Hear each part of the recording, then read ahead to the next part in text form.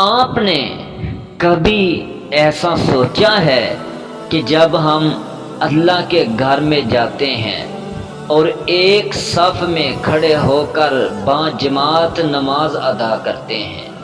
باجماعت نماز ادا کرنا، نماز کے لیے، پھر اسی طرح دیگر عبادات کے لیے ہم اللہ کے گھروں میں جمع ہوتے ہیں۔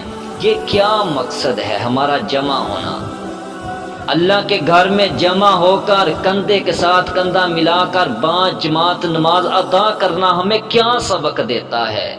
آج تو ہماری مسجدوں میں بے رونقی، پھر اسی طرح اختلافات، فساد، لڑائی جھگڑے، بے سکونی، اکثر حضرات وہ بیچارے اسی ڈر سے مسجدوں میں نہیں جاتے کہ کہیں ادھر میرا بھائی مجھ سے لڑے نہ، کہیں کوئی مجھے کچھ کہہ نہ دے، کہیں کوئی مجھے غلط نہ بول دے۔ تو ہم جو ذاتی دشمنی ہوتی ہے، گھریلو کوئی معاملہ، رشتہ داری میں کوئی معاملہ بن جاتا ہے، برادری کی دشمنی، کاروبار کی دشمنی، اسی طرح اور کئی دنیا میں رہتے ہوئے کئی معاملات کی جو دشمنیاں ہوتی ہیں، وہ ہم ان کا بدلہ مسجدوں میں آ کر لیتے ہیں۔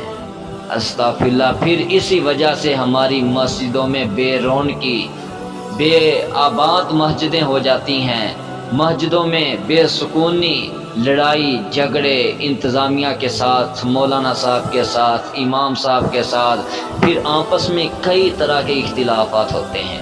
آپ ذرا غور کیجئے کہ یہاں جو آپ اللہ کے گھروں میں جمع ہوتے ہیں، یہ تو آپ ایک پاک جگہ، پاک مقصد کے لیے جمع ہوتے ہیں۔ یہ چوروں، شرابیوں، جوئے بازوں اور اسی طرح بدبختوں کا اجتماع نہیں کہ سب کے دل میں ناپاک ارادے بھرے ہوئے۔ یہ تو اللہ کے بندوں کا اجتماع ہے۔ اللہ کی عبادت کے لیے ہم اللہ کے گھر میں جمع ہوتے ہیں۔ اللہ کی عبادت کے لیے اللہ کے گھر میں سب اپنے خدا کے سامنے بندگی کا اقرار کرنے کے لیے حاضر ہوتے ہیں، اور ایسے موقع پر سب سے پہلے تو ایماندار آدمی میں خود ہی اپنے گناہوں پر شرمندگی کا احساس ہوتا ہے۔ لیکن اگر اس نے کوئی گناہ اپنے دوسرے بھائی کے سامنے کیا تھا اور وہ بھی خود بھی یہاں مسجد میں موجود ہے، تو محض اس کی نگاہوں کا سامنا ہو جانا ہی اس کے لیے کافی ہے۔ یہ مسجدوں میں جمع ہونا، سب مسلمان مل کر ایک دوسرے کی خرابیوں کو دور کرتے ہیں، ایک دوسرے کی کمی کو پورا کرتے ہیں، اور پوری جماعت نیکیوں اور صالحوں کی جماعت بنتی چلی جاتی ہے۔ اور یہ صرف مسجد میں جمع ہونے کی برکتیں ہیں۔ اس کے بعد یہ دیکھیے کہ یہ جماعت کے ساتھ نماز ادا کرنے میں کتنی برکات پوشیدہ ہیں۔ آپ سب ایک صف میں ایک دوسرے کے برابر کھڑے ہوتے ہیں، نہ کوئی بڑا ہے، نہ کوئی چھوٹا، نہ کوئی اونچے درجے کا اور نہ کوئی نیچے درجے کا۔ خدا کے دربار میں، خدا کے سامنے سب ایک درجے میں ہیں۔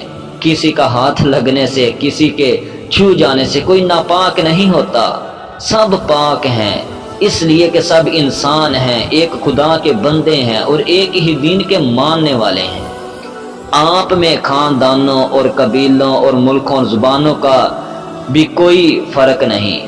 کوئی سید ہے، کوئی پٹھان، کوئی کون سی برادری سے تعلق رکھنے والا ہے، کوئی ورک، کوئی راجپوت، کوئی جٹ، کوئی کون ہے، کوئی کون سی برادری سے تعلق رکھتا ہے، کوئی کسی ملک کا رہنے والا، کوئی کہاں کا رہنے والا، اور اسی طرح کسی کی کوئی زبان، کسی کی کوئی زبان، مگر سب ایک صف میں کھڑے ہیں خدا کی عبادت کرنے کے لیے۔